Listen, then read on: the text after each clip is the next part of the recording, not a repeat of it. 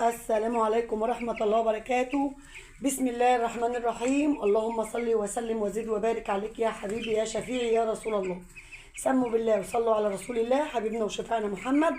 اللهم صل وسلم وبارك عليك يا حبيبي يا شفيعي يا رسول الله.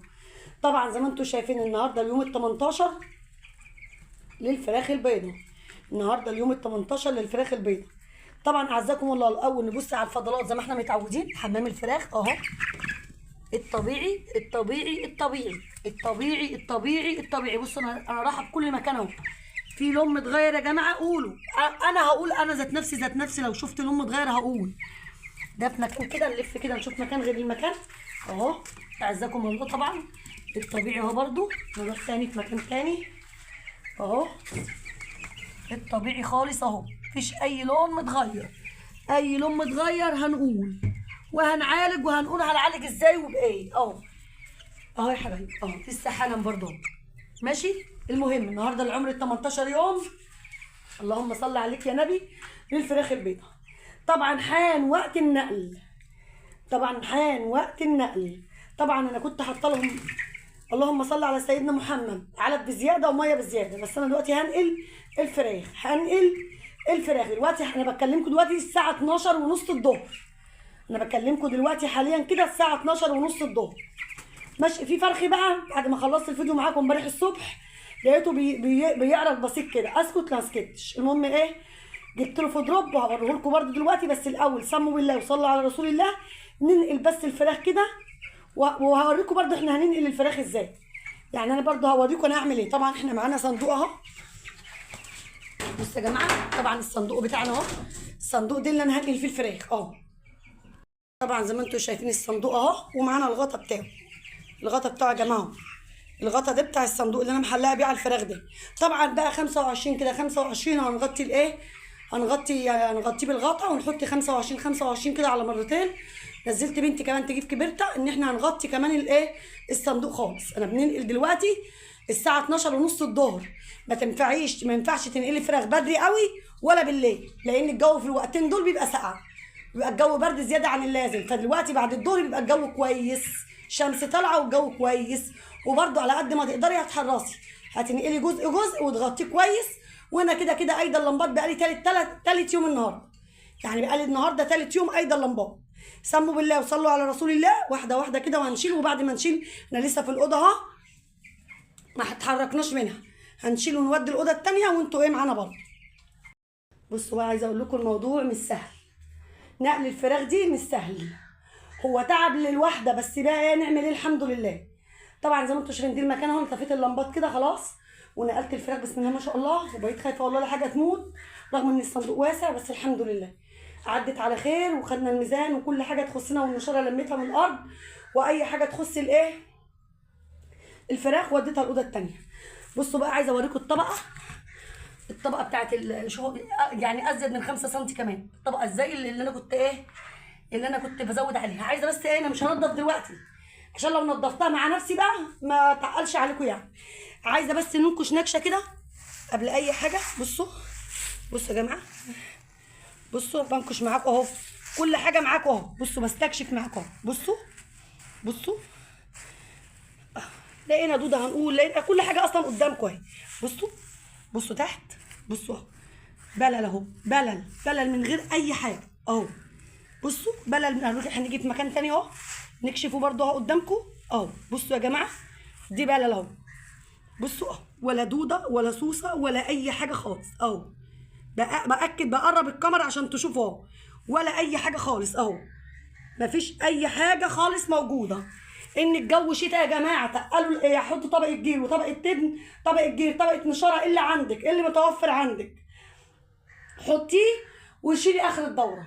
يعني انا عندي شويه شجرتين نشاره هخلصهم وبعد كده احط الارضيات البلاستيك. يعني انا عندي شويه نشاره هخلصهم وبعد كده احط الارضيات البلاستيك، مش هستغنى عنها برضه. تعالوا بقى نشوف الفراخ اخبارها ايه بعد ما نقلناها. بصوا بقى احنا دخلنا الاوضه دي. على فكره انا بحب اقني الفراخ البيضه في الاوضه دي بالذات. بصوا احنا شجرتين نشاره هنخلصهم. وطبعا التبن اللي تحت بتاع البط ما بقى خلاص، البط خرجته على السطح ما بقاش يستهلك تبن كتير. بس لو جينا نضفنا الاوضه اللي بيبيت فيها طبعا هنحتاجه. دي نشاره انا خلصت خالص ونحط الارضيات البلاستيك، وقت ما تخلص هنحط الارضيات البلاستيك.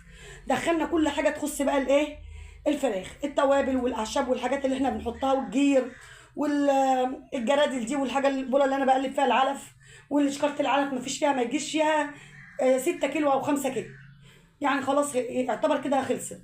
طبعا بقى بصوا الفراخ بسم الله ما شاء الله نقلناها اهي الحمد لله تمت بحمد ربنا. وعايزه اقول لكم الاوضه بقالي 3 ايام قايده اللمبات اهي، 3 ايام والله قايده اللمبات، لا رخره داخله الاقي الاوضه دافيه وجميله. طبعا بقى انا كان عندي البلكونه فيها فروقات، بعد ما خلصت معاكم الفيديو مثلا اللي انا نزلته لكم لقيت فيها فروقات من الجنب كده، رحت جايبه كام شكاره كده اهي ورحت قافله الفروقات دي، لان الفروقات دي هتدخل هواء وسقعه على الايه على الفراخ، قفلتها خالص اهي ماشي. وطبعا بصوا بقى المكان بقى زي الفل اهو، الفراخ اهي تاخد راحتها هنا. انا والله ما بعرف اصور الا هنا، ما بعرفش اخد راحتي الا هنا، وما بعرفش احب اقني فراخ الا هنا، رغم ان الاوضه الثانيه مش وحشه برده حلوه، واوضه فاضيه برده كبيره زي دي، بس سبحان الله انا واخده ان انا اربي فراخ بيضه في الاوضه دي.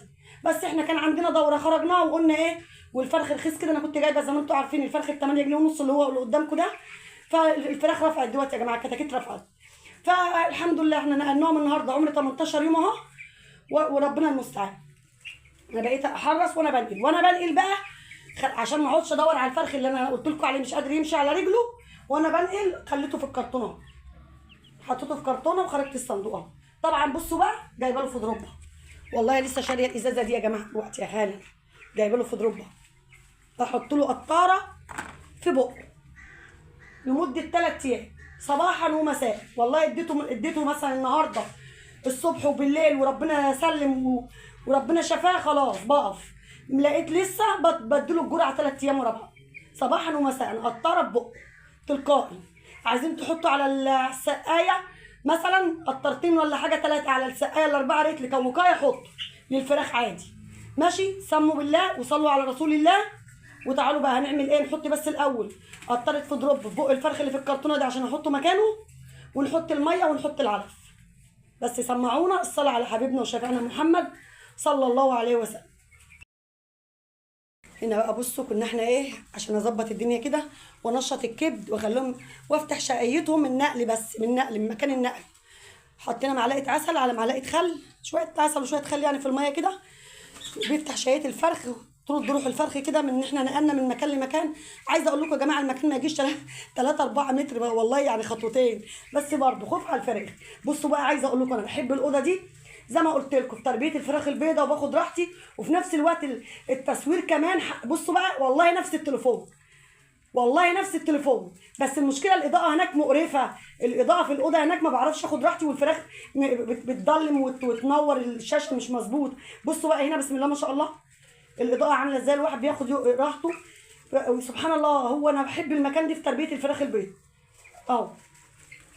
سبحان الله، يعني مع اني زي ما قلت لكم الاوضه زي الاوضه، بس اهو هنا يا جماعه الاوضه دي قبلي، الاوضه دي بصوا الشمس هنا على طول اهي، الاوضه هنا قبلي، الاوضه اللي كانت فيها الفراخ دي دلوقتي اللي انا حضنت فيها بحري، يعني بحري بتبقى برضو مهما كان قايده اللمبات ساقعه برضو، فالاوضه دي قبلي ممتازه جدا في تربيه الفراخ البيضاء، وخصوصا كمان في الشتاء. في الشتاء الاوضه اللي هناك دي عايزه الصيف بقى، عايزه في الصيف، حتى انا حاطه فيها مروحه، يعني عايزه صيف مش عايزه شتاء. فراخ هنا قلناها وحطينا طبعا العلف وحطينا الميه اهي، حطينا سقايتين وحطينا العلفتين اهو، ظبطنا الدنيا ودخلنا كل حاجه تخصهم جوه وفضينا الاوضه زي ما انتم شايفين ماشي. ده الفيديو بتاعنا كان النهارده، يا رب يكون عجبكم ونال رضاكم واكون عند حسن ظنكم، واكون بقدم لكم حاجه بتستفادوا منها. بالله عليكم اللي شاهد الفيديو يحط لنا لايك، واللي ما اشتركش في القناه يشترك، ويبقى جزاكم الله كل خير. اشوفكم على خير واشوفكم في فيديو جديد، والسلام عليكم ورحمه الله وبركاته.